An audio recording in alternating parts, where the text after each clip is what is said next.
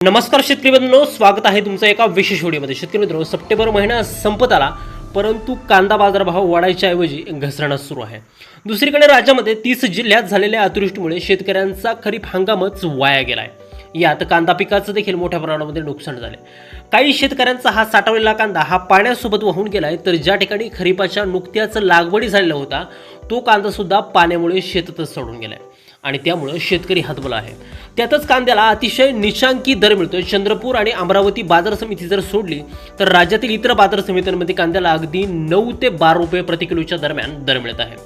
5 दिवसांवरती दसरा आलाय तर महिन्यावरती दिवाळी आली. शेतकऱ्याचे हे सण देखील गोड होणार का, याबाबतही मोठी शंका आहे. त्यामुळे ज्या शेतकऱ्यांकडे अजूनही कांदा आहे किंवा ऑक्टोबर महिन्यामध्ये ज्या शेतकऱ्यांचा कांदा हा मार्केटमध्ये येणार आहे त्यांना नेमका बाजार किती मिळणार आणि एकंदरीतच ऑक्टोबर महिन्यामध्ये कांद्याचे बाजारभाव हे कसे असतील या संदर्भात महत्त्वाचा अपडेट व्हिडिओच्या माध्यमातून जाणून घेण्याचा प्रयत्न करणार आहोत. त्यामुळे व्हिडिओ अगदी शेवटपर्यंत काळजीपूर्वक पाहा आणि चॅनलवरती जर तुम्ही नवीन असाल तर चॅनल सबस्क्राईब देखील करा. बघा शेतकरी मित्रांनो, कांद्याचे जे काय दर आहेत ते नेमकी कशावरती अवलंबून असतात ते पाहणं फार गरजेचं ठरणार आहे, कारण कांदा हा दोन्ही हंगामातील अतिशय शेतकऱ्याचं आवडतं पीक आहे.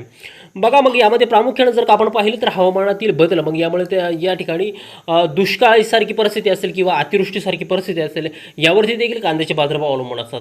यानंतर महत्त्वाचं जे काय घटक आहे तो म्हणजे लागवड क्षेत्र. आता जेवढी लागवड जास्त असेल तेवढा कांदा मार्केटमध्ये त्या ठिकाणी जास्त येणार आहे, आवक कांद्याची जास्त होणार आहे.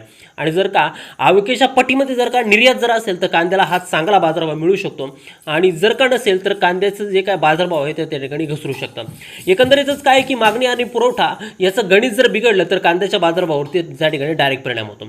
यानंतर जर का आपण पाहिलं तर ऑगस्ट आणि सप्टेंबर महिन्यामध्ये राज्यातील 30 जिल्हे हे त्या ठिकाणी पाण्याखाली होते आणि असं असताना शेती पिकांचं भरपूर मोठ्या प्रमाणामध्ये त्या ठिकाणी नुकसान झालं. यामध्ये कांद्याचं देखील मोठ्या प्रमाणात नुकसान झालं. बघा आता ऑक्टोबर महिन्यामध्ये बाजारभाव वाढीसाठी एक पूरक परिस्थिती त्या ठिकाणी निर्माण झाली असून याची कारणं ही त्या ठिकाणी आपल्याला समजून घेणं ही त्या ठिकाणी गरजेचं असणार आहे.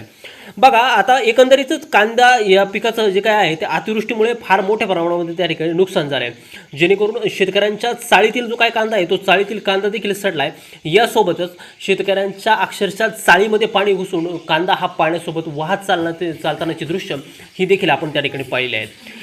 त्यामुळे हा जो काय कांदा आहे हा शेतकऱ्याला डायरेक्टली उकरड्यावरती फेकून द्यावा लागत आहे. त्यामुळे हा कांदा मार्केटमध्ये येणारच नाही.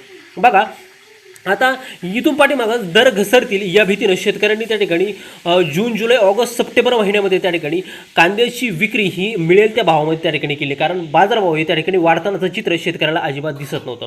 ही एक बाब त्या ठिकाणी भाववाढीसाठी पूरक स्थिती त्या ठिकाणी निर्माण करताना दिसत आहे. बघा आता कांद्याच्या ज्या काय लागवडी अतिशय कमी प्रमाणात आहेत आणि ज्या ठिकाणी लागवडी झाली होता आर्ली खरीपच्या किंवा खरीपचा त्या जिल्ह्यांमध्ये देखील त्या ठिकाणी अतिवृष्टीमुळे हा जो काय कांदा आहे हा त्या ठिकाणी वावरात त्या ठिकाणी आता सडलेला आहे. त्यामुळं हा कांदा देखील त्या ठिकाणी येणाऱ्या 2 ते 3 महिन्याच्या काळामध्ये मार्केटमध्ये येणार नाही. बघा यानंतरची सर्वात मोठी अपडेट जी काय आली ती म्हणजे बांगलादेशकडून. आता बांगलादेशमध्ये कांद्याचे बाजारभाव त्या ठिकाणी वाढायला लागले असून तेथील व्यापाऱ्यांनी किंवा आयातदारांनी सुद्धा त्या ठिकाणी भारतीय कांद्याची मोठी मागणी त्या ठिकाणी आता केलेली आहे आणि या संदर्भात बांगलादेशकडून देखील एक मोठं कांदा खरेदीबाबतचं टेंडर त्या ठिकाणी काढण्यात आलेलं आहे आणि अतिशय मोठी ऑर्डर त्या ठिकाणी आता भारताला मिळणार आहे. आणि ही ऑर्डर एकदा भारताला कन्फर्म जर झाली तर त्या ठिकाणी बाजारभावामध्ये मोठी हालचाल त्या ठिकाणी होऊ शकते. बघा शेतकरी मित्रांनो, आता GNPT बंदरामधून देखील आपल्याला मिळालेल्या अपडेटनुसार आखाती देशांना जो काय कांदा जातो तो सगळा GNPT बंदरावरून जात असतो आणि यासोबतच त्या ठिकाणी भारत जो काय आहे तो आखाती देशामध्ये त्या ठिकाणी प्रमुख त्या ठिकाणी दुबई असेल, ओमान असेल, कतार असेल, सिंगापूर असेल, इंडोनेशिया असेल अशा देशांना त्या ठिकाणी कांदा पुरवतो. मग आता GNPT बंदरावरची सुद्धा आयात आता अतिशय वेगानं सुरू होतानाचं चित्र त्या ठिकाणी दिसत आहे आणि यामुळं परकीय चलन देखील भारतामध्ये येण्यास त्या ठिकाणी मदत होणार आहे आणि नक्कीच ऑक्टोबर महिन्यामध्ये त्या ठिकाणी कांद्याचे बाजारभाव हे त्या ठिकाणी वाढण्यासाठी पूरक परिस्थिती ही निर्माण झालेली आहे. बघा आता ऑक्टोबर महिन्यामध्ये एकंदरीतच त्या ठिकाणी या सर्व कारणांचा जर का आपण बारकाईने अभ्यास जर केला तर ऑक्टोबर महिन्यामध्ये त्या ठिकाणी कांद्याचा तुटवडा हा निर्माण होऊ शकतो. वृत्तपत्रातून मिळालेल्या एका अपडेटनुसार भारतामध्ये देखील नोव्हेंबरपर्यंतचा कांदा साठा त्या ठिकाणी शिल्लक आहे. त्यामुळं याच एका पार्श्वभूमीवरती किंवा या पाठीमागच्या अभ्यासावरती त्या ठिकाणी कांद्याला बाजारभाव हे त्या ठिकाणी ऑक्टोबर महिन्यामध्ये वाढू शकतात. एवढंच नव्हे तर कांद्याच्या दरामध्ये जवळपास 10 ते 12 रुपये प्रति किलो एवढी वाढ त्या ठिकाणी अपेक्षित आहे असं कांदा बाजारभाव अभ्यासकांचं त्या ठिकाणी म्हणणं आहे. त्यामुळे शेतकरी मित्रांनो, अजूनही तुमच्याकडे जर कांदा साठा शिल्लक असेल आणि तो जर तुम्ही विकण्याच्या तयारीत असाल तर त्या ठिकाणी रोजचे बाजारभाव रोज पाहून अतिशय व्यवस्थितपणे अतिशय प्रकर्षाने तुम्ही तो निर्णय जर घेतला तर तुम्हाला देखील कांद्याचे 4 पैसे हे त्या ठिकाणी मिळतील, जेणेकरून तुमचं भांडवल आणि तुम्हाला थोडा का होईना नफा मिळेल. त्यामुळे शेतकरी मित्रांनो, दिलेली माहिती तुम्हाला जर उपयुक्त वाटली असेल तर व्हिडिओला एक लाईक नक्की करा. तुमच्या मित्रांपर्यंत ही माहिती लवकरात लवकर शेअर करा.